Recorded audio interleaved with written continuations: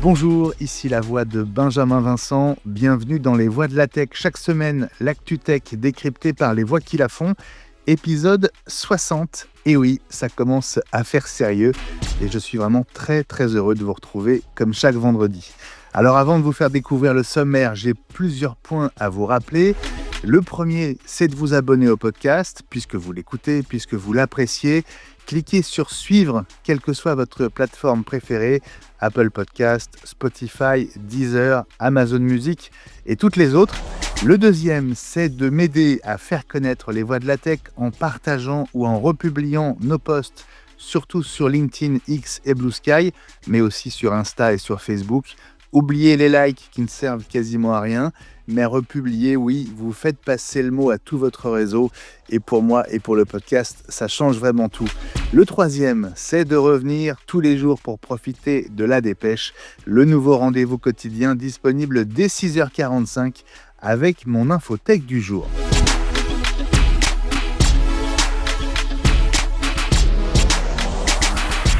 Deux voix au programme cette semaine. Dans un instant, je vais rejoindre Fred Roland, directeur de la stratégie de développement vidéo en Europe pour Adobe, alors que le compte à rebours est lancé pour Premiere Mobile. Premiere, historiquement sur PC et sur Mac, c'est l'application de montage vidéo desktop de l'éditeur de Photoshop et d'After Effects. Il y a 5 ans, Adobe avait tenté une première expérience de montage light sur mobile avec Premiere Rush. Eh bien, ce 30 septembre, Premiere Rush va s'effacer derrière Premiere Mobile avec une cible bien identifiée, CapCut, le logiciel de montage de ByteDance, l'éditeur de TikTok, accusé au même titre que le réseau social chinois d'aspirer les données personnelles des utilisateurs. On se rend compte que les utilisateurs deviennent de plus en plus sensibles, et principalement l'entreprise, évidemment, quand on parle d'IA générative, quand on parle de contenu, et quand on parle de gratuité, souvent sous-entendu quelque part que les entreprises utilisent ces contenus pour se rendre plus intelligents, on va dire ça comme ça. Chez Adobe, c'est pas du tout la ligne de parti, et je pense que c'est cette transparence-là qui va aussi être un argument, c'est-à-dire qu'on n'utilise pas les données de nos utilisateurs, quand bien même si l'application est gratuite, on va pouvoir faire son montage, et à aucun moment on va utiliser le contenu de l'utilisateur pour agrémenter nos modèles. Et dans Premiere Mobile, on va retrouver le meilleur de l'IA générative d'Adobe, Firefly, tant pour l'audio et les sons que pour la création de plans entiers. Ce sera d'ailleurs la seule partie payante de l'appli dont le téléchargement sera gratuit, ainsi que toutes les fonctions hors Firefly. On va continuer à parler vidéo dans la suite de l'épisode avec Olivier Chiabodo, CEO et cofondateur de The Explorers, producteur de l'une des nouvelles vidéos immersives annoncées par Apple qui débarqueront dans le Vision Pro cet automne. Son nom, Expérience Paris. Olivier a d'abord été animateur sur RMC puis TF1. En 2014, il crée The Explorers et fait partie des tout premiers à filmer en 4K autour du monde. Des images qui témoignent de la planète et des hommes qui y vivent. La mémoire de l'humanité saisie avec ce qui se fait de mieux technologiquement. Et vous allez l'entendre, le 8K pour lui, c'est déjà dépassé. Nous, on a tendance à tourner en 120 images secondes. Je pense que le plus important, bien sûr, c'est 8K, c'est très bien. Ce qui est très bien, c'est la fréquence. On s'aperçoit que la qualité, elle se joue là-dessus. Même là, en ce moment, pour tout vous dire, on a passé un grand partenariat avec Blackmagic et on tourne beaucoup avec des Blackmagic, 12 et 17K. Et on tourne en 12K 100 images secondes. C'est spectaculaire. Quand vous avez de l'animalière en 100 ou 120 images secondes en 12K, c'est spectaculaire. Olivier Chiabodo qui a tourné dès l'an dernier avec une caméra Apple Ultra prototype qui a précédé la Blackmagic Ursa Ciné Immersive, et il semble avoir des infos sur l'évolution du Vision Pro. Allez, dans un instant, la fin de la récré sans doute pour CapCut. Premiere Mobile débarque sur iPhone mardi. Attention, révolution. Fred Roland, bonjour. Salut Benjamin. C'est un grand plaisir de t'accueillir à nouveau dans les Voix de la Tech. Bienvenue. Merci. Je rappelle que tu es directeur de la stratégie de développement vidéo pour toute la région IMIA, donc c'est l'Europe notamment chez Adobe. Et si on a le plaisir de se retrouver aujourd'hui, Fred, c'est parce que on est à 4 jours en ce 26 septembre de la sortie d'une nouvelle appli Adobe sur iPhone qu'on attend beaucoup, que beaucoup de créateurs de contenu attendent beaucoup. C'est Premiere sur iPhone qui arrive en début de semaine prochaine. Voilà. Première mobile, pour être précis. Ouais. Car l'ambition, c'est d'aller au-delà de la plateforme iOS, avec une version Android qui viendra dans un prochain temps. Ouais. On sait quand? Vous l'avez annoncé, donc c'est en chantier, mais C'est c'est en l'affaire de chantier, quelques semaines, de quelques mois? de quelques mois, on va dire, pour être raisonnable. Ouais, C'est un OK. chantier très actif et qui a été initié en début d'année.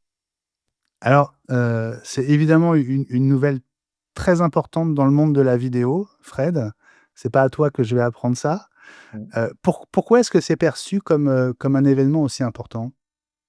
Bah, déjà, on a un historique du mobile, hein, des applications de montage vidéo. On avait fait Premiere Rush il y a quelques années, qui était en fait une première exploration de ce qu'on pouvait faire sur mobile, donc comprendre le marché du mobile, où on était peut-être un peu trop tôt à cet instant, où on avait porté le moteur de nos technologies desktop sur mobile. Ce qui était une belle idée d'ingénierie, mais une monumentale erreur compte tenu des prérogatives des utilisateurs mobiles.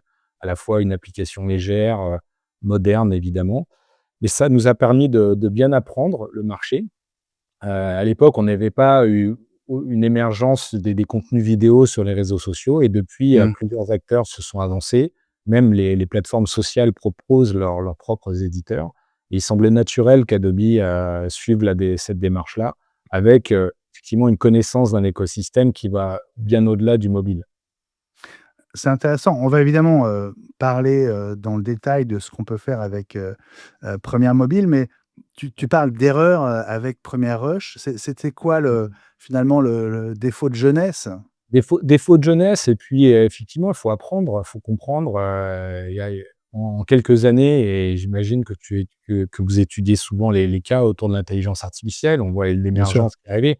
Il était improbable il y a 6 ans, 7 ans de concevoir tout ça et là, aujourd'hui, effectivement, au constat des choses qu'on pouvait faire, de la puissance des processeurs graphiques et processeurs des devices mobiles, de revoir complètement la manière dont on architecture, comment on interface, comment on Mmh. simplifie l'accès à certaines fonctionnalités. Donc c'est jamais une erreur. On parle toujours On des apprend. échecs. On apprend Ouais. absolument. Arriver de prime abord, sans faire d'erreur, je vois pas qui ne le ferait pas. Je pense que c'est ça qui va être intéressant de voir, et on le constate nous en testant l'application.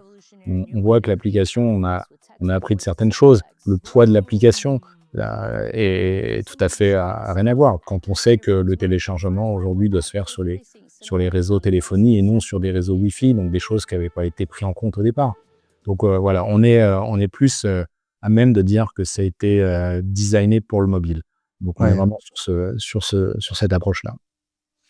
Est-ce que, Premiere Mobile est vraiment le pendant, sur smartphone de la version desktop de Premiere? Ou est-ce que c'est, une évolution de Premiere Rush? Alors c'est ni l'un ni l'autre. En fait, on est Mmh. sur la famille première. Effectivement, l'architecture d'une application sur mobile, comme je viens de l'expliquer, n'a rien à voir avec une application desktop. Donc c'est une application qui a rien à voir dans son cœur avec l'application desktop, parce qu'effectivement, elle a été designée pour le mobile à 100 avec une expérience utilisateur, qui est complètement adaptée et en revanche, étant donné qu'elle appartient à l'écosystème, à la famille première, il y a cette capacité à pouvoir, initier son travail sur mobile et le finir sur desktop. Ce qui va être, je pense, au gré des retours utilisateurs Mmh. qu'on a eus lorsqu'on a fait les études, un point essentiel par rapport à toute autre application qui se juge comme être des applications simples. Là, il y a un côté, application et aussi plateforme avec l'écosystème Creative Cloud sur lequel, l'application va s'appuyer. Ouais. Ah, est-ce que l'inverse est vrai? Est-ce qu'on peut commencer sur desktop et finir sur mobile? C'est des réflexions qu'on a, on n'a pas encore défini si c'était, possible, pas possible. On sait qu'une fois qu'un projet va aller vivre dans le desktop, il va forcément avoir une interface, l'accès à des effets, des choses qui sont pas forcément compatibles sur le mobile et je pense Ouais. qu'il faut pas se tromper d'univers. et de cas d'usage. On regarde aujourd'hui sur mobile, on fait certains travaux, on fait certains contenus qui n'ont rien à voir avec l'univers desktop. On va pas faire probablement un film complet. Certains le font, j'en suis certain. Mais effectivement, on est plus sur des contenus à des fins de contenu sur les réseaux sociaux, donc avec un affichage restreint, avec des choses très visuelles, très rythmées néanmoins, mais des choses, je dirais simples. Là où sur desktop, on pourrait avoir plus de ressources avec After Effects, avec Mmh. toute une profondeur fonctionnelle qui est liée au desktop à ce jour. Maintenant, peut-être que le mobile aura ces capacités-là bientôt. Donc l'idée, c'est vraiment, de faire son montage sur son smartphone, Ouais, iPhone dans un premier temps, Android dans un deuxième temps et exact si on a besoin, on récupère son projet sur desktop pour le finir, c'est ça l'idée? exactement, ou le partager Mmh. à un camarade, à un monteur, à quelqu'un qui sait maîtriser, qui maîtrise un peu mieux, la version desktop.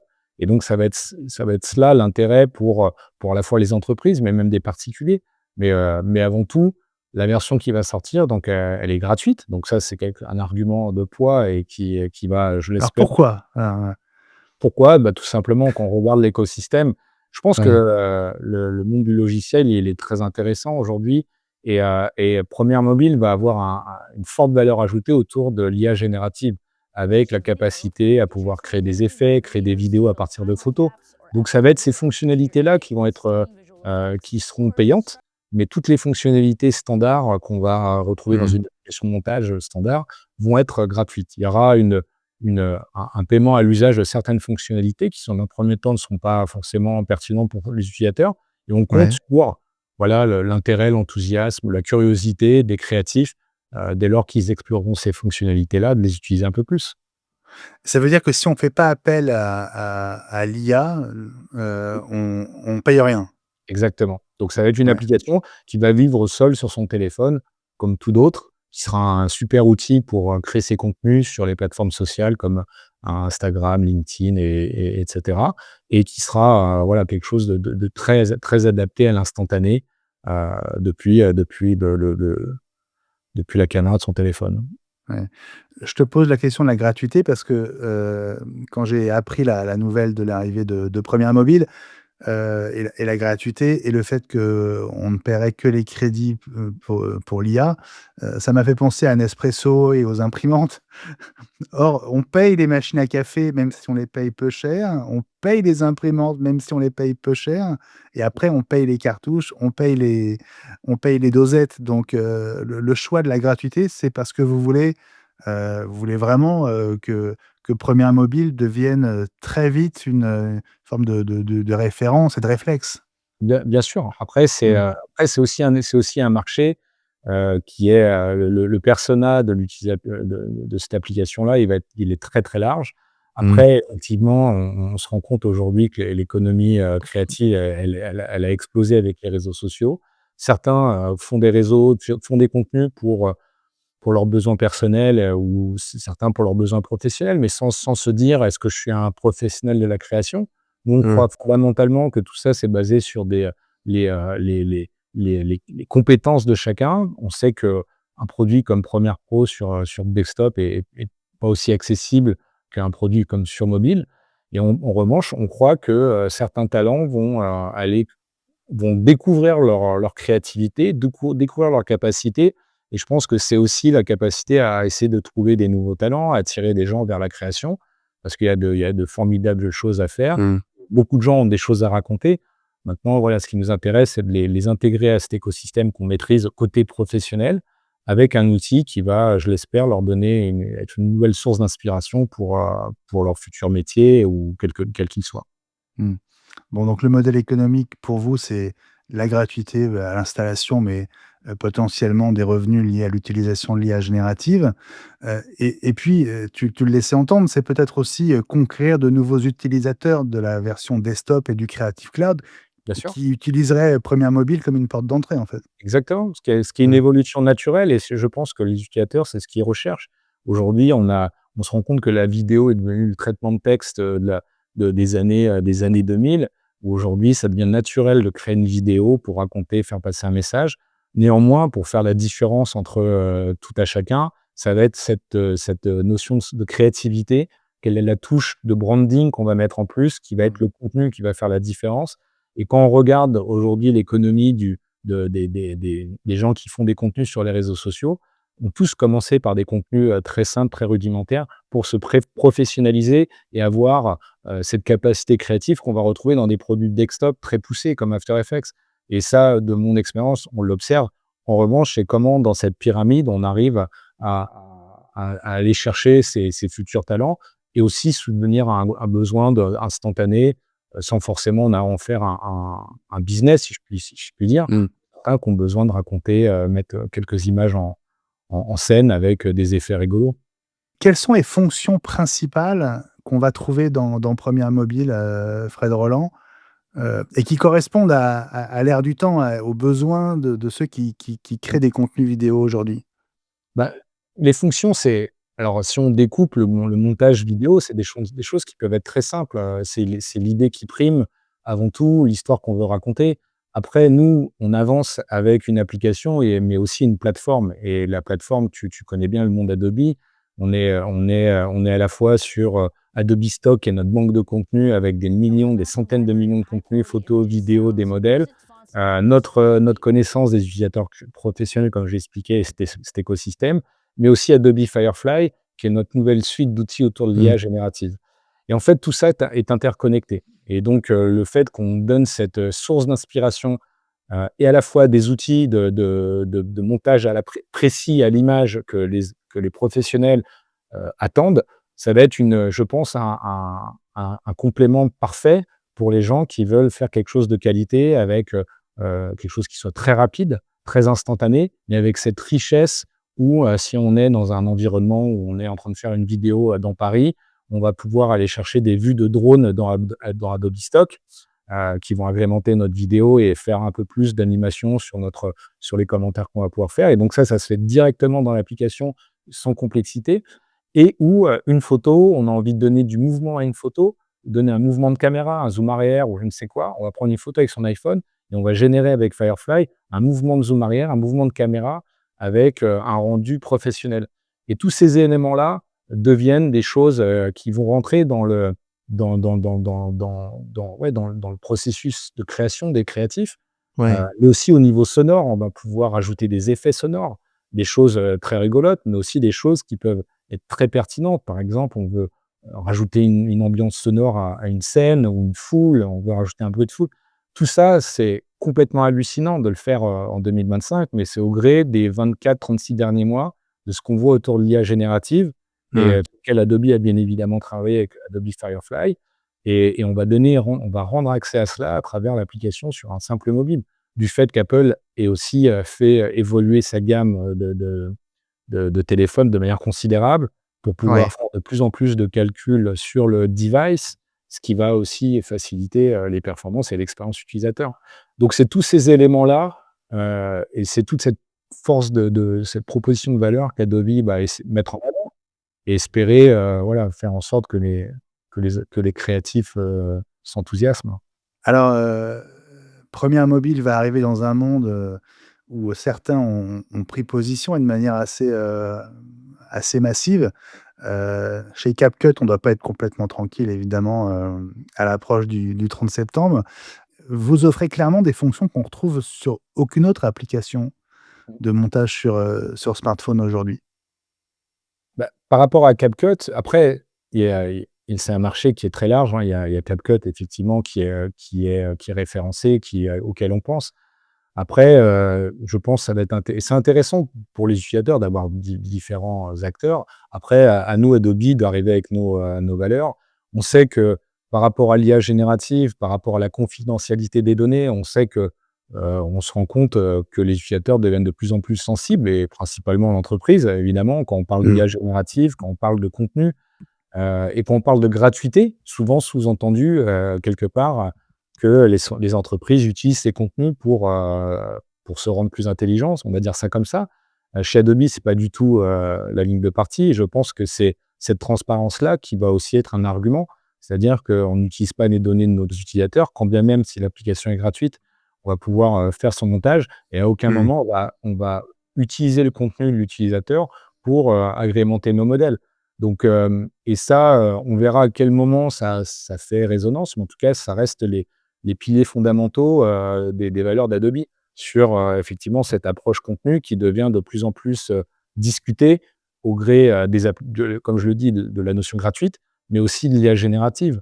Et souvent, on l'avait évoqué, je pense, dans un épisode précédent, que Adobe Firefly, ce sont des modèles à la fois vidéo, 3D, photo, qui sont basés sur l'entraînement sur des contenus dont on a les droits ou des contenus qui sont tombés dans le domaine public.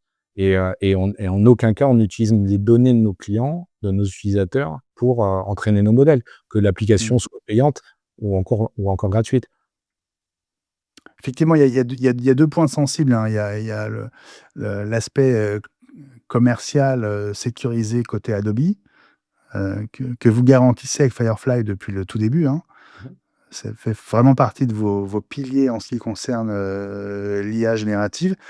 Et puis, il y a aussi, le respect et la protection des données personnelles. Et là, c'est vraiment un point sur lequel, CapCut est finalement, hem, montré du doigt de la même manière que TikTok, hein. Les deux apps appartiennent au même groupe, hein, ByteDance, le groupe chinois. Mmh mh. Personnellement, c'est une des raisons pour lesquelles je n'utilise pas CapCut Mmh. et pour lesquelles je me réjouis que Premiere Mobile arrive Mmh. le 30 septembre. Ah, et effectivement, et après, alors effectivement, et puis il y a des pays qui ont banni l'usage de CapCut par rapport à ça, par rapport aux données personnelles. Et, et effectivement, et après, ça va jouer sur les fonctionnalités. Est-ce que j'ai un contenu de qualité? Est-ce que je peux produire un contenu de qualité? Parce que quand bien même on met en avant nos valeurs, et moi je suis très fier de représenter Adobe sur ces points-là, parce que je partage ces valeurs-là au plus profond de moi-même. Néanmoins, l'utilisateur, il va s'intéresser au côté fun et au côté, est-ce que le contenu que je crée, il est de qualité? Et donc sur ce point-là, effectivement, on est très ambitieux. C'est une version 1, et on a une feuille de route qui est extrêmement ambitieuse pour amener tout notre savoir-faire par rapport à ça. Et souvent, les utilisateurs sous-évaluent la partie Ouais. confidentialité. Et je pense que c'est un vrai sujet quand on a les photos de nos enfants, les vidéos de nos enfants, de garder cette privacité, c'est important. Et beaucoup de gens l'ignorent, ce qui fait partie aussi de notre travail à expliquer. Donc voilà. Donc après, on verra. Est-ce que l'application sera adoptée? On a un très bon retour à date, donc on est très De enthousiaste. la version, Version la mobile, bêta, ouais, exactement. ouais. Et puis ce qui plaît beaucoup, effectivement, c'est la compatibilité avec l'environnement desktop. Donc ça va être aussi de participer. Alors, le monde de l'entreprise est très, très intéressé, évidemment, pour les raisons qu'on vient d'évoquer. Par rapport une entreprise ne rigole pas du tout avec la notion de privacité et de droit. En revanche, après, les utilisateurs, ça va être autre chose, mais c'est des choses qui viennent de plus en plus, qui sensibilisent de plus en plus les gens, donc c'est bien. Mmh. Bon, je rappelle que CapCut a été lancé en 2020, on n'a pas de chiffres très récents, mais en 2022, ils annonçaient déjà 200 millions d'utilisateurs actifs, 1 000 000 de téléchargements, au mois de janvier dernier sur le Google Play Store. Et puis tu faisais référence au pays qui avait interdit, CapCut. À ma connaissance, il y en a qu'un, hein, qui a interdit CapCut et TikTok, et où c'est toujours interdit aujourd'hui, c'est l'Inde. Il y a eu un bannissement, aux États-Unis au mois de janvier, mais qui a été très, très temporaire et levé par, Donald Trump, au bout de quelques heures. Je pensais à des fonctions qui sont essentielles aujourd'hui comme, le sous-titrage Mmh. Sous-titrage automatisé avec, automatique. Ouais. et évidemment avec, après la capacité à animer ses sous-titres. Donc c'est des choses qui sont effectivement que certains ont mis en place et qui sont très appréciées pour rendre son contenu plus interactif sur les réseaux. J'imagine qu'on peut sortir en plusieurs formats, carré, vertical, Exactement, 16:9? exactement. Le projet par défaut est multiformat, et l'utilisateur aura un petit bouton pour activer le format de son projet et en faire ce qu'il souhaite. Donc c'est vraiment ces fonctionnalités qui sont clés pour les contenus à destination des plateformes, qui ont été pensés dès le départ, Mmh. tout à la fois sur les formats vidéo, les formats des éléments graphiques, la partie audio comme je l'évoquais. Et puis plein de choses vont arriver après. Ensuite, on va itérer très rapidement, comme sur toutes nos applications. Ok, donc 30 septembre, hein, donc dans 4 jours, puisqu'on est le vendredi 26, ça nous met samedi, Ça dimanche, nous met lundi, mardi prochain. mardi vers en fin de journée, parce qu'effectivement, les mises à jour, le temps que ça arrive souvent les lancements se font côte ouest, pardon, des États-Unis, hein. Tu es bien au fait des Ouais. keynotes de nos amis. Et donc, voilà, dans tous ceux qui se sont abonnés, et j'invite les gens à s'y abonner pour avoir le téléchargement automatique. Voilà, on peut effectivement prendre position dès maintenant pour télécharger Première Mobile dès que l'appli sera dispo le 30 septembre. Grand merci Fred Roland, Avec grand directeur de plaisir. la stratégie de développement vidéo d'Adobe dans la région IMIA, donc toute l'Europe et plus. Merci d'être revenu dans les voies de la tech et à bientôt Fred. Avec grand plaisir pour y participer. Merci Benjamin et à très bientôt. Avec plaisir. Dans un instant, The Explorers, cité par Apple dans le communiqué de presse mondial qui annonce les prochains films immersifs à découvrir cet automne dans le Vision Pro, aux côtés de la BBC, de CNN ou encore de Red Bull.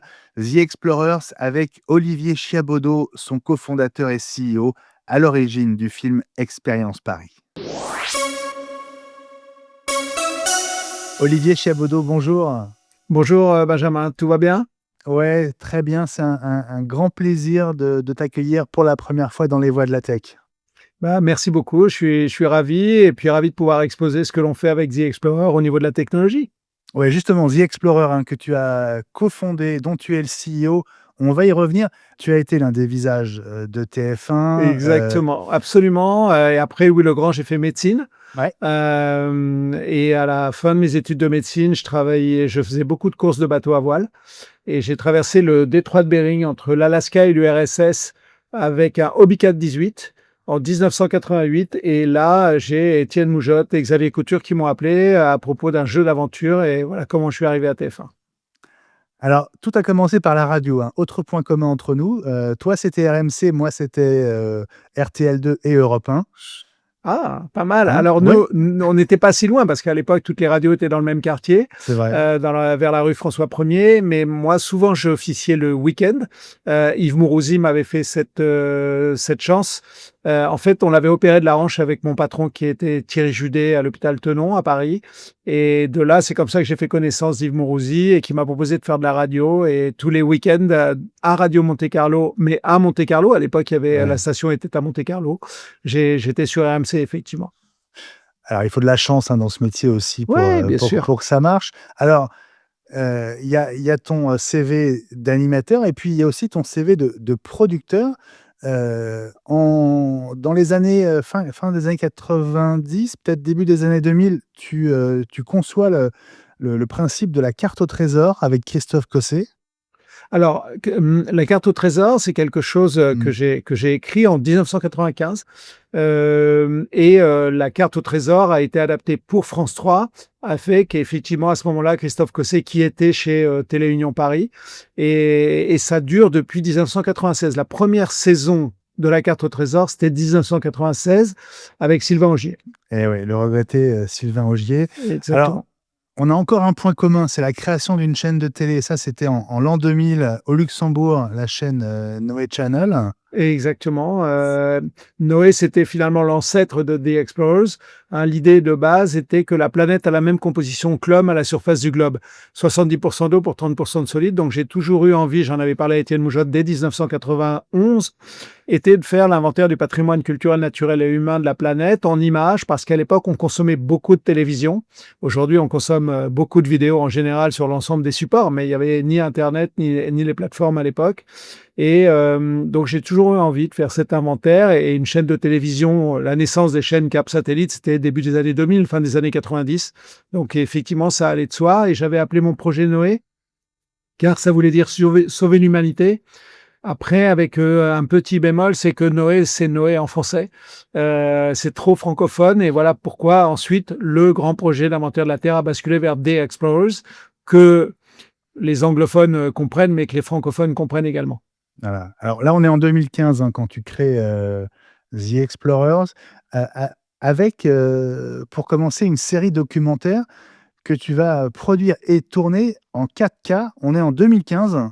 2014, on a commencé. 2014, ouais. Ouais, exactement. En fait, l'idée de cet inventaire de la Terre est vraiment de faire quelque chose de pérenne pour les archives et pour l'éducation.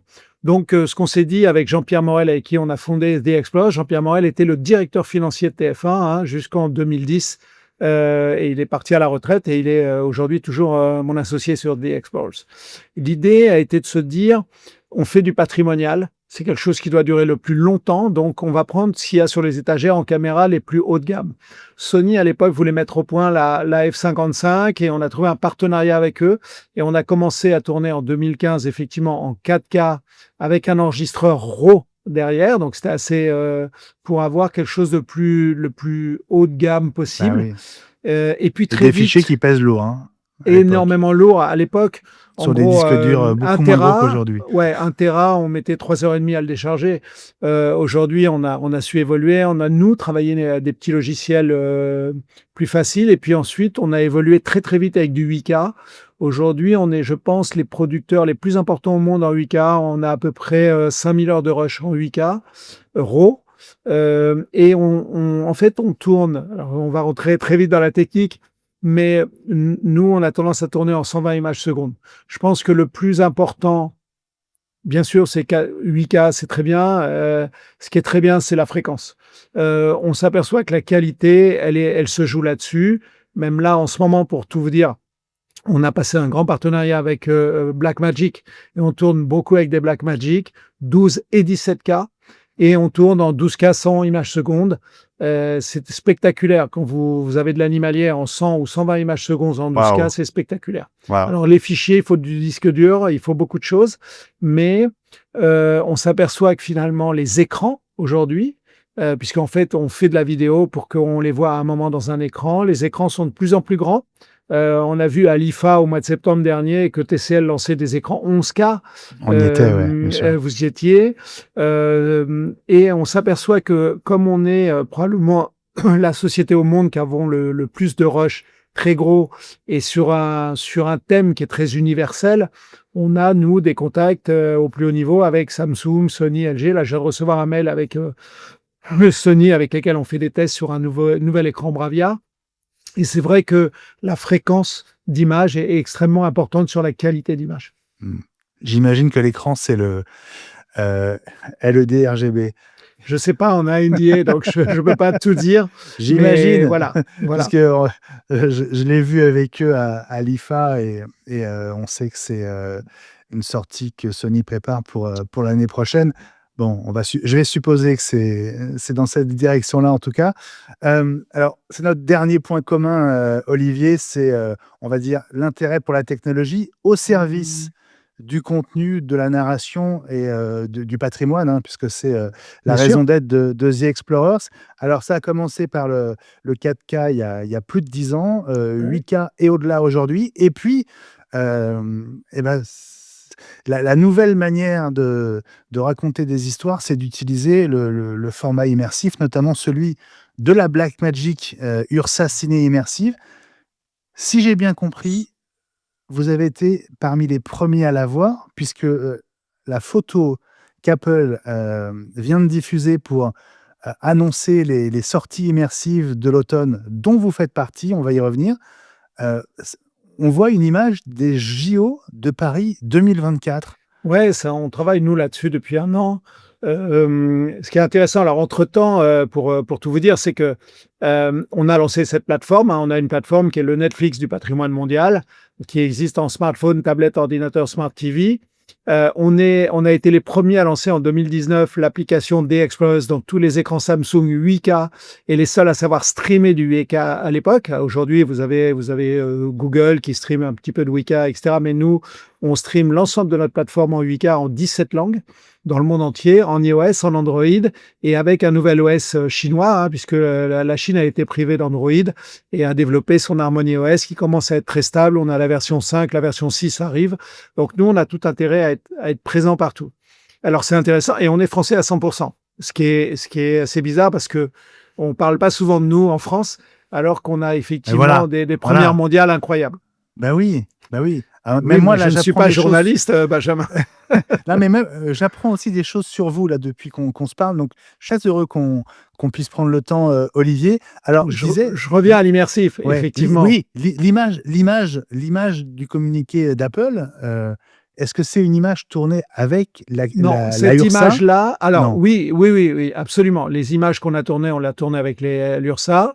Je ne sais plus quelle image ils ont. C'est le jumping devant la Ouais, Tour ouais, Eiffel. exactement. Non, ça c'est plus récent, mais depuis un an en fait, Apple avait développé une caméra vraiment prototype avec Ursa, avec Blackmagic, mais qui était une Apple Blackmagic. Donc on a beaucoup collaboré avec eux, beaucoup travaillé avec les équipes de Cupertino et de Los Angeles. Donc c'était passionnant. En fait, c'est toujours pareil. Comme on veut mettre la sauvegarde de la planète, du patrimoine et utiliser la techno à ce service-là, nous, on est toujours très partants. J'ai une équipe qui est extraordinaire. Moi, je suis que le leader de cette équipe. J'ai des gens qui sont passionnés comme nous. Et on a beaucoup collaboré, travaillé, notamment sur les mouvements. Le problème de l'immersif, c'est en fait, avec cette double optique, c'est la stéréographie. Donc, comment on arrive à pouvoir panoter quand même sans que ça saccade, travailler sur les fréquences d'image. On a fait beaucoup de tests. On a même fait des tests en aérien. Hein. Nous, on fait beaucoup d'images hélicoptères depuis longtemps. Et c'est important de travailler là-dessus. Et puis, l'URSA, maintenant, puisque Blackmagic a commercialisé cette caméra qui était d'abord un prototype, mais qui est maintenant commercialisée. Hein. Je pense qu'on peut la trouver dans le commerce depuis un mois ou deux. Depuis le mois de juillet, oui. Ouais, c'est ça, voilà. Et Blackmagic, toutes les équipes ont fait un travail extraordinaire. On peut, alors oui, il y a quand même un petit savoir-faire. On a 1 an d'expérience maintenant. Il y a un savoir-faire important sur ce qui fonctionne, ce qui ne fonctionne pas. Mais je pense que aujourd'hui, entre le choix qu'a fait Apple de travailler avec Blackmagic sur cette caméra et le choix qu'a fait Apple d'avoir des images sur 180 degrés en 3D, c'est vraiment extraordinaire. On arrive à avoir des contenus spectaculaires et le masque Apple est de mieux en mieux. Il n'a pas changé depuis 1 an et demi. Hein. Alors, je peux pas avouer. Vision OS évolue. Peut-être que vous avez d'autres versions que nous. Voilà. Donc, je peux pas non plus vous montrer les nouvelles versions. Je pense que on voit bien que Apple a envie d'avancer sur ce. Vous avez vu le communiqué, a envie d'avancer à la fois sur les contenus et on a été choisi parmi les 4-5 studios au monde pour faire des contenus. Donc, c'est assez valorisant pour les équipes, pour nous et pour The Explorers. Et en revanche, je pense que leur matériel Apple Vision Pro est en train d'évoluer de façon spectaculaire. Le prix, je suis incapable de dire, il était peut-être un peu cher, le Apple Vision Pro 1, avec un peu de déception. En tout cas, je pense que les gens vont être très agréablement surpris et par le produit, mais aussi par le contenu qu'on est tous en train de faire, les 4-5 studios privilégiés par Apple. Quel était pour vous les points à améliorer en tant que producteur, parce que vous faites aussi des films pour être vu dans le masque et en tant qu'utilisateur, en tant que spectateur? Il y a encore peut-être à améliorer sur certains mouvements. Il faut que la qualité de fréquence d'image sur certains mouvements soit améliorée, la stéroscopie sur certains aussi.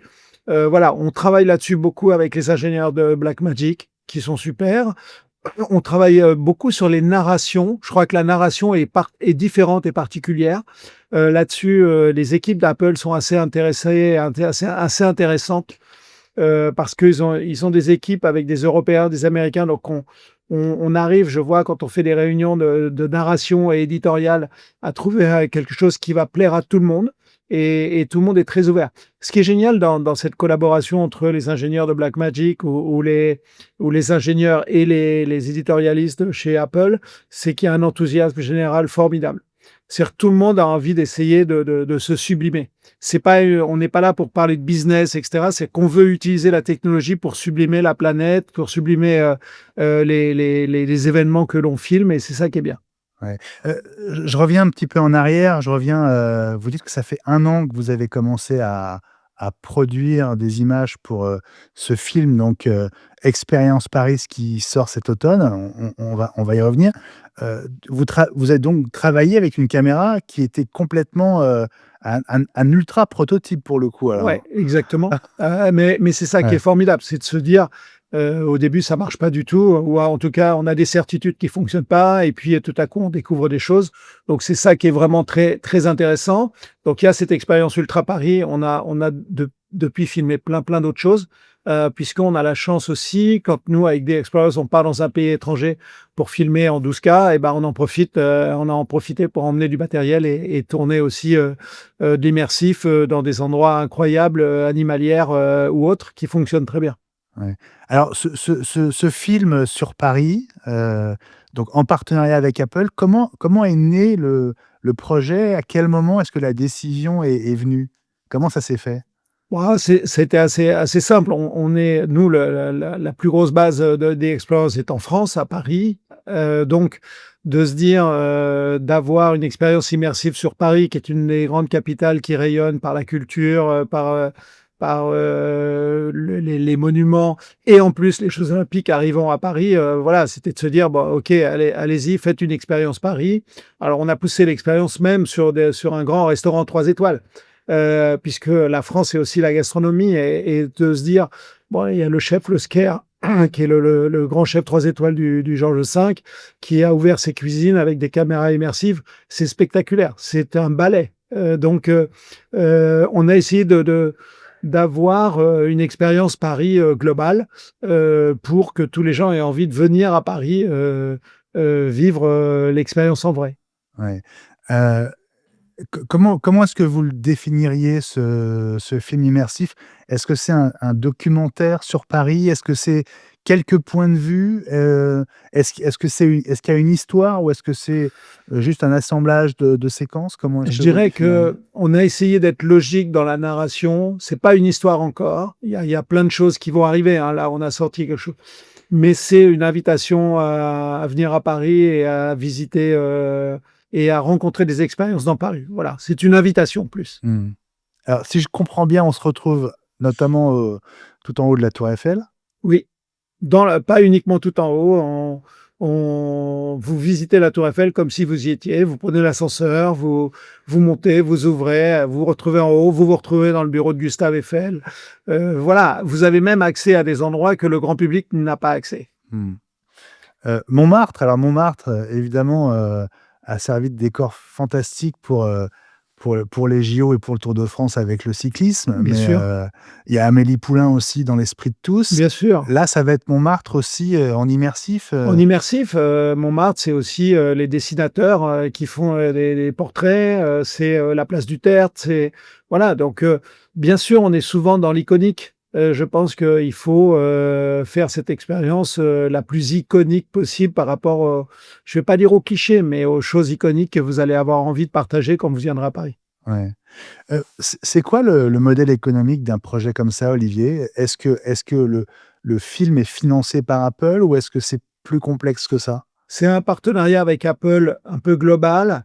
Nous, on apporte notre enthousiasme. Nous, c'est bien pour des Explorers aussi d'être toujours avant-gardistes dans les technologies. On s'aperçoit qu'aujourd'hui, on a des tas de demandes. Nos partenaires, qu'ils soient pays, qu'ils soient grands monuments du monde, tout à coup, eux aussi ont envie d'avoir leur film immersif. Donc, je crois que nous, on a voulu jouer le jeu avec les gens d'Apple et les gens de Blackmagic. J'aime pas dire jouer le jeu, c'est pas un jeu. On a été avec eux dans cette aventure technologique sur un terrain qui est le nôtre, qui est le patrimoine mondial. Donc aussi bien quand on tournait à Paris que quand on était au Rwanda avec les grands gorilles, bah on a fait les grands gorilles du Rwanda en immersif. Et ça, c'est super important. On a joué le jeu ensemble, mais on est dans une aventure formidable parce que nous, ça nous ouvre des marchés futurs, mais on est aussi les premiers à être dans l'Apple Vision Pro. Et puis, il y a une globalité chez Apple qui fonctionne très bien parce que la plateforme dont je vous parlais a quand même reçu déjà 2 awards de chez Apple. Un premier award de meilleure application de télé du monde, hein. On a été les seuls Français à avoir jamais eu cette distinction. Et puis, meilleure ligne éditoriale. Donc, je pense que pour des petits Français, ça paraissait normal de continuer dans la logique de partenariat, quoi. Ouais. Vos interlocuteurs chez Apple, ils sont aux États-Unis. Alors, il y a à Cupertino, oui. Ouais. Ça remonte jusqu'où? Est-ce que Tim Cook a vu votre film? Je ne sais pas s'il est prêt, mais... Je pense que Tim Cook a dû voir le film. Bon, déjà, Paris, ça attire tout le monde. Donc, mais effectivement, la chance d'Apple, c'est que quand vous allez à Cupertino dans une réunion ou quelquefois à Paris, quand certains sont à Paris, vous pouvez croiser Tim Cook comme d'autres. Je crois que il y a une ouverture d'esprit qui est assez fascinante. Et puis, il y a une dynamique. C'est-à-dire que c'est un groupe tous ensemble et je trouve ça très bien, quoi. Ouais. Olivier, vous venez de la télé d'avant. Oui, bien sûr. Un écran qui était même pas plat à l'époque. Le son n'était pas stéréo non plus. Comment est-ce qu'on raconte les histoires quand on utilise des outils comme une caméra immersive à l'image de celle de Blackmagic? C'est une toute autre manière d'appréhender la réalité? Alors, c'est une autre manière d'écrire parce que c'est une autre manière de filmer. C'est-à-dire que cette technologie impose que l'on ne peut pas faire tout à fait la même chose que ce que l'on fait avec une caméra normale. Et donc, pour continuer à faire passer des émotions, une narration, une suite, il faut travailler différemment. Voilà. Nous, on a pris le parti avec Explorer dès le début d'essayer d'être au top de la technologie. À partir du moment où on essaie de l'être avec nos caméras 12 ou 17K aujourd'hui, on doit l'être aussi avec ces nouvelles caméras Blackmagic Ursa immersive. Donc, on a appris, hein. Ça nous est pas tombé dessus en disant on est des super bons, on est divins. On a eu, je vais pas dire des déceptions, mais on s'est aperçu de plein de trucs qui fonctionnaient pas. Ça marche. On Il est faut sur être les plâtres, rigoureux. hein, quand on Mais est précurseur. exactement. Bah oui. Et on est rigoureux. On a un bon carnet, alors, numérique ou avec un bon stylo, mais on note. Ça marche. Ça marche pas. Et on crée une Bible. Et au bout d'un moment, ça fonctionne. C'est comme l'encodage 8K. Au début, personne ne savait encoder du 8K. Et ben nous, on y a travaillé et puis on a trouvé des plieurs. Et je vous dis, moi, je pense que la force d'Explorer, c'est une équipe extraordinaire de passionnés qui n'est pas là à regarder sa montre pour dire à quelle heure on va déjeuner ou dîner. Et pourquoi les images sont aussi spectaculaires, c'est qu'on donne beaucoup de notre envie, quoi. Et c'est ça qui est bien. Comment vous réussissez à finalement à avoir cette relation privilégiée plus qu'un National Geographic, par exemple, avec Apple? Alors, je pense que la raison simple, c'est que National Geographic, c'est une licence de marque. D'accord? National Geographic, c'est une fondation qui est à Washington et qui a séparé sa marque en licence de marque. Donc, vous avez le magazine qui est chez Springer, je crois, en Allemagne, le magazine papier. Vous avez la chaîne de télévision National Geographic qui était News Corp, qui est aujourd'hui Disney. Donc, c'est quelque chose qui a été conçu dans les années 60, voire 50. Ouais. Donc, ils ont fonctionné en licence de marque. Nous, The Explorers, on est beaucoup plus récent, c'était 2014. Donc, Internet existait, le digital était là. L'iPhone existait, ouais. Et exactement. Et donc, moi, j'ai imaginé ma stratégie globale avec une seule marque et avec plein de choses. C'est un petit peu différent. Aujourd'hui, moi, j'ai pensé, grâce à Internet, qu'il fallait être propriétaire de son copyright pour pouvoir faire ce qu'on voulait partout dans le monde sur tous les supports. À l'époque de Nat Geo, quand ils ont lancé Nat Geo, ils ne sont pas forcément propriétaires de tout leur catalogue. Nat Geo France n'est pas le même que Nat Geo UK. Ils achètent du catalogue. Ils n'ont pas forcément beaucoup d'ultra haute définition parce que les chaînes aujourd'hui sont plutôt en HD.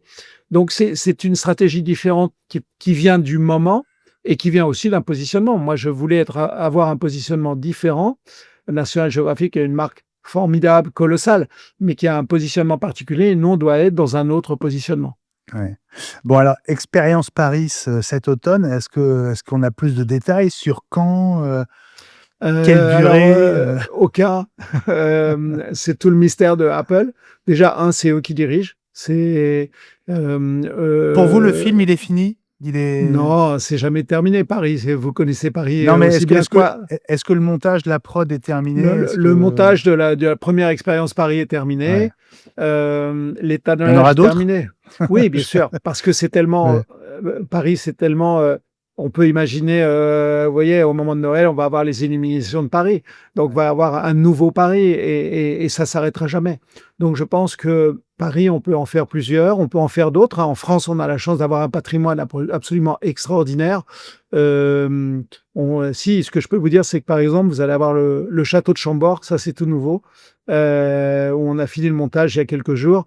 Le château de Chambord, le château de François Ier, extraordinaire en immersif, qui est spectaculaire. Donc Et ça, c'est un autre film, ça. c'est un autre film. Ouais. Donc l'idée, c'est bien sûr, Paris va être le flagship, le lancement, et The Explorers va présenter, je ne D'autres vais pas dire beaucoup de expériences. films, mais beaucoup d'expériences. Ouais.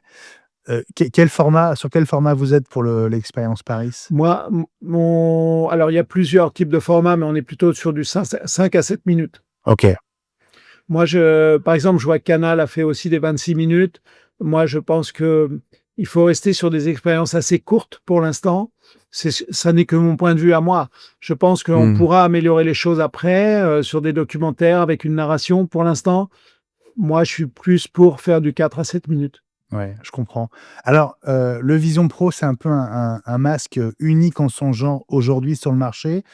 Vous savez que Google et Samsung sont sur le point d'officialiser et de lancer commercialement leur masque, hein, le fameux projet Muan. Est-ce que vous êtes dans le secret? Est-ce que vous travaillez aussi pour cet autre support qui va devenir sans doute le concurrent direct du Vision Pro? Oui, on a des collaborations différentes. À partir du moment où on est propriétaire de nos contenus, il n'y a pas tant de monde que ça qui avons des contenus de cette qualité-là, etc. Donc, on discute Samsung depuis très longtemps, puisque les écrans 8K ont été lancés par Samsung, les premiers écrans 8K. Donc, comme je vous le disais, en 2019, on a été les premiers à streamer du 8K dans les écrans Samsung annoncés à l'IFA 2019. Donc, oui, on collabore beaucoup avec Samsung, mais ne négligeons pas les Chinois qui ont des technos extraordinaires. Ils vont très vite. Vivo a lancé un masque également, annoncé un masque il y a un mois, je crois. Mais vous avez 2 autres fabricants chinois qui sont en train d'arriver avec des masques absolument étonnants. Bon, et puis la dernière nouvelle sur ce créneau, on va dire, alors c'est plus du masque, c'est les lunettes. Et je pense au Meta Ray Ban Display dévoilé par Mark Zuckerberg la semaine dernière. Est-ce que vous avez suivi l'annonce et est-ce que vous êtes intéressé aussi par ce nouveau débouché? Oui, bien sûr, absolument. Ouais. À partir du moment où vous êtes producteur de contenu sur un thème aussi universel que le patrimoine mondial avec The Explorer, moi, je suis intéressé pour être sur tous les supports. Et comme j'ai le copyright de tous mes contenus, je peux faire effectivement ma présence The Explorers. Moi, mon but, c'est que The Explorers soient sur tous les supports. Je pense que ça avance. Ils ne sont pas encore tout à fait au point. Il y a encore du travail. Les Chinois travaillent beaucoup, beaucoup là-dessus avec des lunettes immersives, avec une IA absolument incroyable. Hein. L'IA chinoise est absolument, je ne vais pas dire en avance, mais en tout cas très performante. Et je pense qu'en tout cas, il y a un marché qui est en train de se développer autour de ces lunettes immersives, intelligentes, avec de l'IA. Et nous, on a tout intérêt à y être. Mais vos contenus, est-ce qu'ils sont autant faits pour des lunettes que pour un masque comme le Vision Pro? Aujourd'hui, on a plus travaillé pour des contenus avec un masque pour le Vision Pro. On sera capable de l'adapter, on sera capable d'en faire aussi pour des lunettes. À savoir quel format ça va être demain, quel sera le meilleur format. Ce qui est sûr, c'est que nous, on s'adaptera et on essaiera toujours de travailler pour des nouveaux contenus. Ouais. Bon, je retiens en termes de matériel que vous avez sans doute des infos que je n'ai pas sur l'évolution du Vision Pro, et c'est plutôt rassurant, ça veut dire qu'il va se passer des choses. Ouais, non, je pense qu'Apple a très envie d'utiliser son Vision Pro pour montrer aussi son avancée technologique. Et pour nous, c'est formidable. Donc, et oublions pas qu'Apple, c'est une des plus belles marques du monde. Et le fait que nous, The Explorers, très modestement, avons été choisis pour collaborer avec Apple, ça nous touche, quoi. Ouais, mais vous savez que beaucoup de gens, peut-être pas complètement au courant de tout, voient le Vision Pro comme un échec commercial et donc se disent: «Beh, voilà, Apple s'est planté, ils vont arrêter». Oui, écoutez, jusqu'à maintenant, Apple, ça doit être une des 3 plus grosses valorisations boursières du monde. C'est toujours facile. Je pense qu'on tire toujours sur ce qui fonctionne et ce qui avance et ce qui essaie d'innover. Oui, peut-être que leur succès n'a pas été le succès commercial escompté pour l'Apple Vision Pro 1. On peut faire confiance à Apple pour faire quand même des choses absolument incroyables. Merci beaucoup, Olivier Chabodeau. Merci, Benjamin. Cofondateur, CEO de The Explorer. C'était un plaisir de t'accueillir dans les Voix de la Tech pour la première fois. On reste en contact et on a hâte de découvrir Expérience Paris cet automne dans le Vision Pro. Merci Olivier, à bientôt. Merci Benjamin, merci à tous. Au revoir, à bientôt sur The Explorer quand même. Évidemment. Les Voix de la Tech, c'est l'hebdo, évidemment, c'est tous les vendredis. Et c'est aussi désormais la dépêche, tous les jours à 6h45. Un contenu inédit, directement lié à l'actualité, à écouter pour rester en contact avec l'infotech dès votre premier café du matin. Et donc, 2 très bonnes raisons de vous abonner au podcast des Voix de la Tech et de nous suivre sur les réseaux. Si vous écoutez les Voix de la Tech sur Apple Podcast, merci de déposer un avis, quelques mots bien à vous qui donneront envie. N'oubliez pas que vous êtes mes meilleurs ambassadeurs et le podcast a besoin de vous. Pour écouter les interviews en totalité, la version intégrale des Voix de la Tech vous attend uniquement sur Apple Podcast et Spotify. Et puis n'oubliez pas la version vidéo des Voix de la Tech sur YouTube à l'adresse youtube.com/@benjaminvincentpro. Bon week-end, à lundi, 6h45 pour la dépêche et à vendredi prochain pour l'hebdo. Ce sera l'épisode 61. Salut à toutes et à tous.